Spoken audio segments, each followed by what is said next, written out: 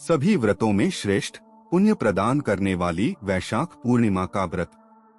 एक ऐसा दिन जब चंद्रमा अपनी संपूर्ण कलाओं के साथ आकाश में मुस्कुरा रहा होता है और धरती पर भक्तों का मन श्रद्धा से झूम उठता है।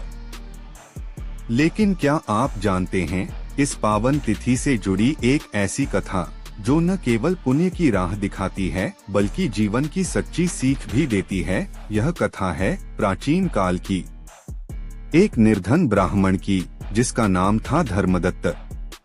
सीधा साधा, ईश्वर में आस्था रखने वाला, परंतु जीवन में दुखों से घिरा हुआ। धर्मदत्त दिन भर कठिन परिश्रम करता, फिर भी घर में भोजन का अभाव रहता। एक दिन वह नगर के राजा से मिलने गया, पर राजा ने उसकी कोई सहायता नहीं की। विचलित होकर धर्मदत्त नदी के किनारे बैठ गया और रोने लगा, हे प्रभु, क्या मेरा जीवन यूं ही संघर्ष में बीतेगा?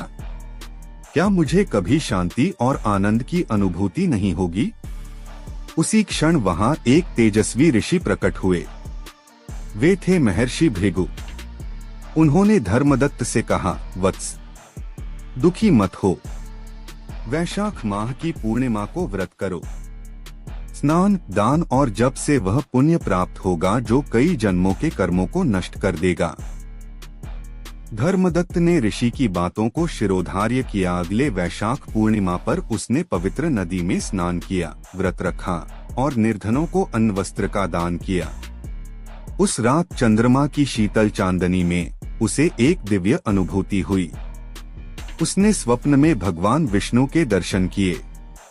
प्रभु ने कहा, हे धर्मदत्त, तेरे पुण्य कर्मों से तेरा भाग्य बदल जाएगा।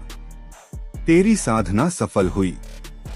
और सचमुच अगले ही दिन नगर के राजा ने उसे अपने दरबार में बुलाकर उसे एक आश्रम और भूमि दान की। उस दिन के बाद धर्मदत्त का जीवन बदल गया। वह न केवल भौतिक रूप से समृद्ध हुआ बल्कि आध्यात्मिक ऊंचाई भी प्राप्त कर गया। उसने अपना शेष जीवन सेवा और तप में समर्पित कर दिया। तो मित्रों, वैशाख पूर्णिमा केवल एक व्रत नहीं, यह अवसर, दान और सेवा का संदेश और भगवान विष्णु की कृपा पाने का सरल मार्ग। इस दिन गंगा स्नान, तुलसी पूजन, गाय को चारा और गरीबों को अन्न का दान करना अत्यंत शुभ माना गया है। यह वह दिन है जब बुद्ध भगवान को भी ज्ञान की प्राप्ति हुई थी। अंतिम भाग भक्तिमय संगीत और मंत्र ध्वनि के साथ इस वैशाख पूर्णिमा पर आइए हम भी धर्मदत्त की तरह अपने जीवन को पुण्य से भर दें। अपने भीतर के अंधकार को हटाकर चंद्रमा जैसी शीतलता और प्रकाश प्राप्त करें और कहें, ओम नमो भगवते वासुदेवाय। आप सभी को अगर यह कथा पसंद है तो मैं कमेंट बॉक्स में हूँ ओम नमो भगवते वासुदेवाय जरूर लिखें।